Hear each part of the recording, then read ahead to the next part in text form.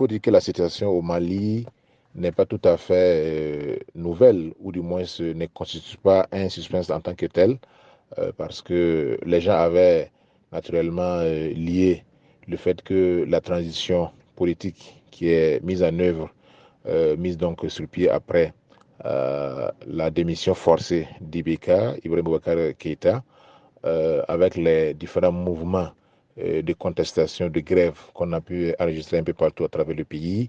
Les observateurs étaient en tout cas dubitatifs par rapport à la capacité de la transition à conduire ce pays de manière à rencontrer les aspirations et à satisfaire les aspirations du peuple malien. Il y a également un autre aspect, c'est le fait qu'au niveau donc de la transition, il y a des camps, il y a des positions qui sont un peu tranchées.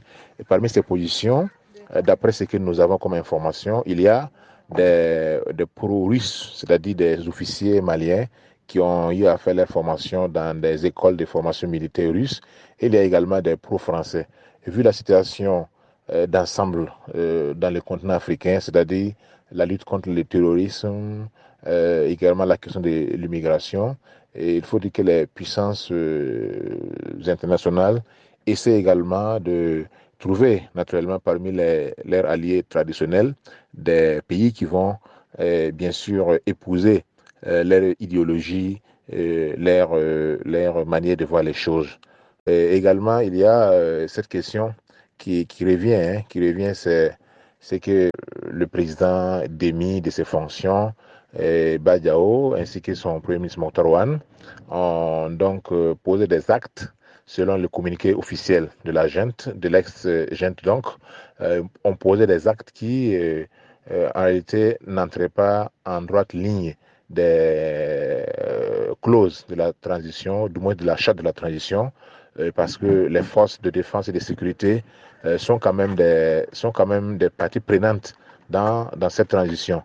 Donc, toute action de grande envergure, normalement, devrait tenir compte, effectivement, de l'avis des militaires. D'autant plus que le vice-président lui-même, Assimi Goïta, est donc celui qui a conduit, n'est-ce pas, le coup d'État au niveau donc du Mali.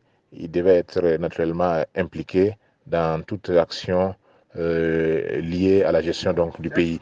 En ce qui concerne la position de la CEDEAO, elle est un peu délicate dans la mesure où le président Badao a démissionné et démis son gouvernement. Si le président était toujours en exercice, là on pourrait peut-être dire que la CEDEAO pourrait faire une pression, pourrait donc exercer une pression sur la junte pour l'amener à donc remettre le pouvoir aux civils. Et maintenant que le président a démissionné, alors ce sera un scénario donc à la Tchad, le fait même d'avoir mis cette vice-présidence. Cela, je n'ai pas lu le texte de la charte, mais généralement, quand il y a une vice-présidence, c'est cette vice-présidence donc qui assure la suite donc de la gestion de l'État en cas d'empêchement temporel ou définitif du président en exercice. Il faut peut-être souligner, c'est que c'est la réaction en fait. Ce qu'il faut attendre, c'est la réaction du peuple. Est-ce que le peuple en réalité est derrière donc la junte? Donc je pense que les situations sont similaires certes, mais il n'empêche qu'il y ait certaines spécificités, certains caractères, certains actes qui font que les pays n'ont forcément pas la même manière, la même trajectoire, la même manière donc d'appréhender les choses, la même manière donc d'apporter des solutions à ces différentes crises.